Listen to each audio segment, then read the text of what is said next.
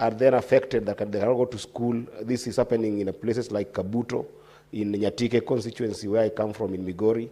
What are these targeted programs that you have for them, and is there a budget for them that can be able to help the people of Kuria and the people of Nyatike to get some support for their children to go to school and to feed? I thank you, Mr. Speaker. Senator Mwenda Gataya.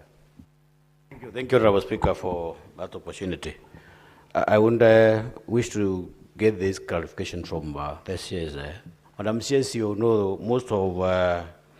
most men who are survivors of gender-based violence are normally dedicated, and because of our masculinity, many cases go unreported. You know, they just go in silent. They are never attended to.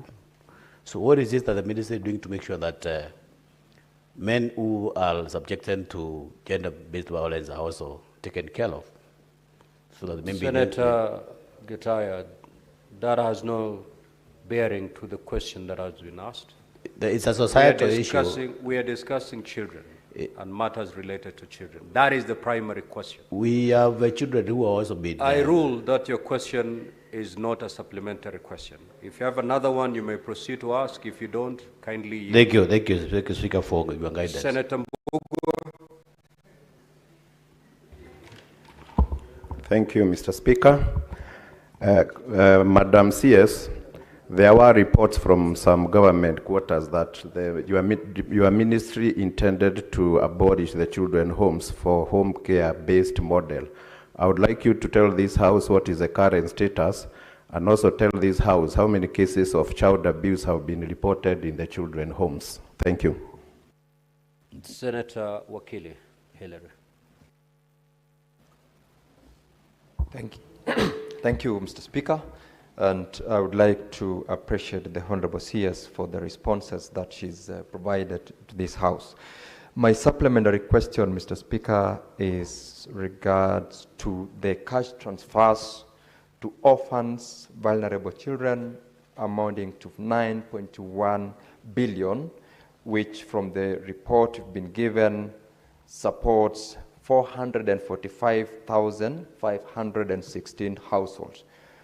Could the Honorable CS be able to have statistics on how this has been distributed across the country or across the counties, the 47 counties, together with statistics on the distribution, if any, of children officers deployed to the 47 counties? I ask this, Mr. Speaker, because I note in Bomet County, which is one of the 5 counties where we have a lot of vulnerable children, as per the statistics of 2024-2025, they have got only 16 children officers compared to Kajiado, Nairobi, and Homa Bay, which they fall into the same category. Thank you, Mr. Speaker. Honorable CS, you may now proceed to respond.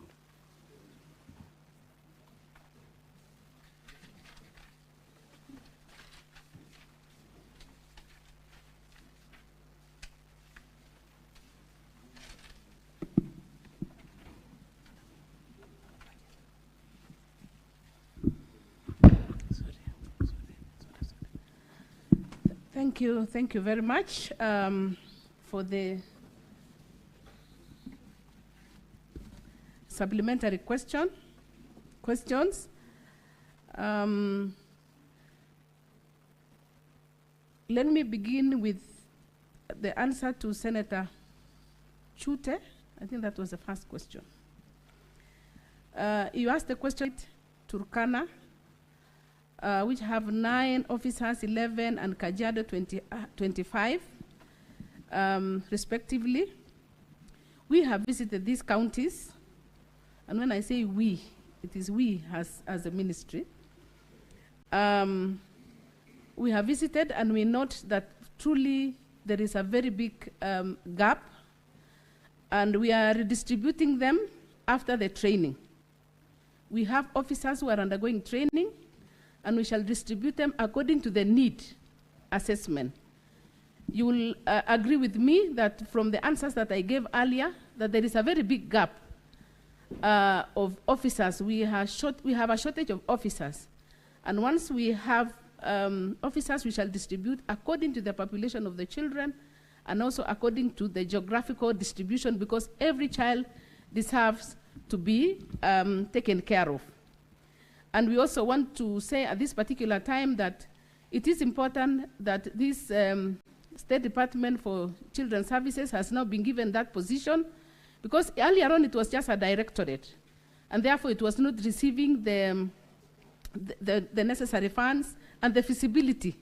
But now that we have a whole State Department, we are now looking at very critically on the needs assessment as per the county and as per the population of the children. I will also go to the question about the budget projections. We have, let me first of all go with the issue of the teenage pregnancies. The senator from Meru has asked about the leading, that Meru is one of the counties that are leading in teenage pregnancies, and that 4,000 of them have left school. We have an adolescent program under the niche, supported by Government of Kenya and World Bank and other partners. We still need more funds because this is a societal problem, and we must be able to all address this particular problem, and we want to all applaud to the House also and all Kenyans to be able to take care of our children. These challenges of teenage pregnancies can be addressed at a very early age when the children are well educated and they are informed about what is happening in the biological processes. And therefore, it will not be left only to the State Department for Children's Services, but all Kenyans. Let us all reach out to our children, especially when they are on holidays, to be able to take care of them, to ensure that they don't fall into this issue of teenage pregnancy. So, as the State Department for Children's Services, we'll do our part, especially when we get the budget support, but we want to call upon all Kenyans to ensure that we take care of, we teach our children on what is happening, because some of them are innocent.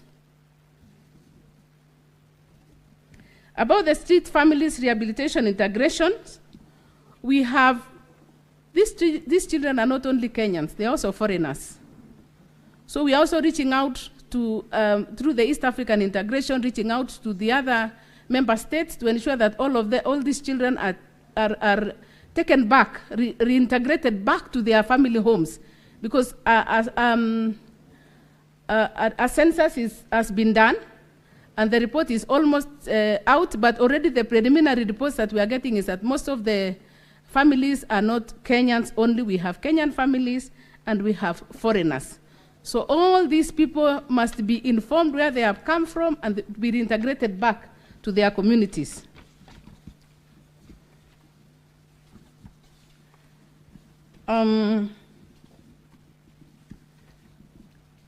Senator Mugo asked about the issue of abolishing the children's homes.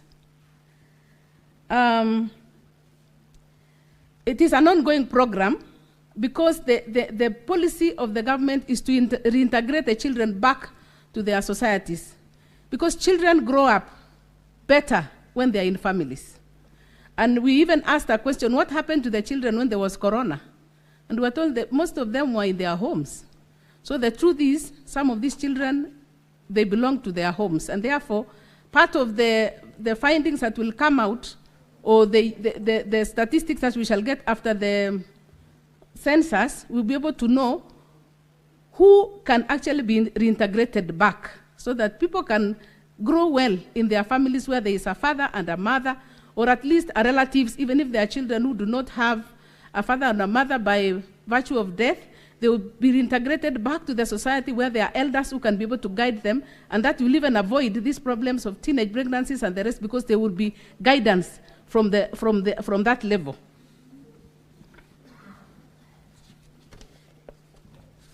About the budget requests, we have a budget request of 5 billion which was made, but was not allocated by the National Treasury. So budget for recruitment on the recurrent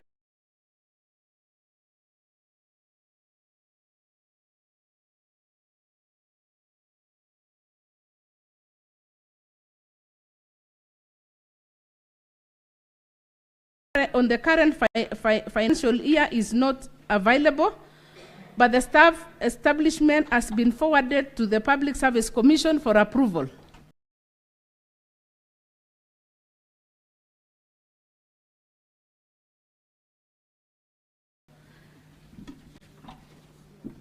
I will again repeat the same thing, that it is because initially it was just a directorate, but now that it is a whole state department, we are able to